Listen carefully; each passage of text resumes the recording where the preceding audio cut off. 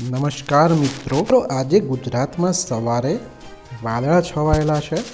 મિત્રો ઘણી જગ્યાએ ઝાકળ વર્ષા જોવા મળી તો ઘણી જગ્યાએ હળવું માવઠું પણ જોવા મળ્યું।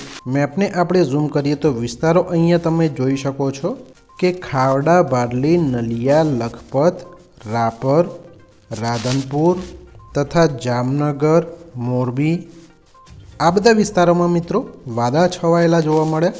પવન મિત્રો ઈશાન તરફનો છે, તેને કારણે ઠંડીનું પ્રમાણ પણ વધારે છે। આજે બપોરે પણ ગુજરાતમાં વાદળા છવાયેલા રહેશે, જ્યારે ક્યાંક ક્યાંક હળવું માવઠું પણ થઈ શકે છે।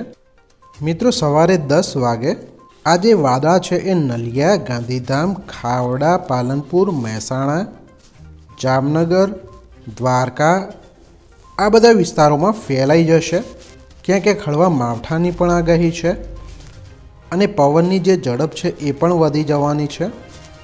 મિત્રો 8 તારીખે અને બપોરે 1 વાગ્યાની આસપાસ ઉના, વેરાવળ, અમરેલી, ભાવનગર, આમોદ, ખંભાત, વડોદરા, નડિયાદ, ધોળકા, લુણાવાડા, હિંમતનગર, અમદાવાદ, પાલનપુર, રાધનપુર આ બધા વિસ્તારોમાં મિત્રો વાદળા છવાઈ જશે। ક્યાંક ક્યાંક હળવા માવઠાની પણ આગાહી છે, કારણ કે મિત્રો ગુજરાતમાં જે વાયવ્યની સિસ્ટમ છે તેને કારણે આ વાદળા અને માવઠું થઈ શકે છે।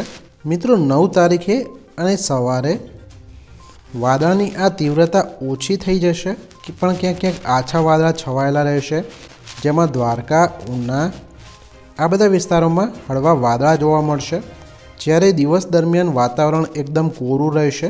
મિત્રો 10 તારીખે અને સવારે રાજકોટ, ગોંડલ, ભાણવડ, પોરબંદર આ બધા વિસ્તારોમાં હળવા વાદળા જોવા મળશે, જ્યારે બપોરના સમયે અમદાવાદ, વડોદરા, ભાવનગર, સુરત અહીંયા વાદળા છવાયેલા રહેશે। 11 તારીખે પણ સવારે ક્યાંક ક્યાંક હળવા વાદળા અને માવઠું જોવા મળી શકે છે।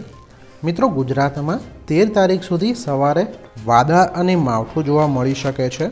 14 તારીખે કચ્છમાં આ વાદળાની તીવ્રતા વધી જશે, જેના કારણે ક્યાંક ક્યાંક માવઠું પણ થઈ શકે છે, જેમાં ખાસ કરીને કચ્છમાં વાદળાની આ તીવ્રતા વધી જશે।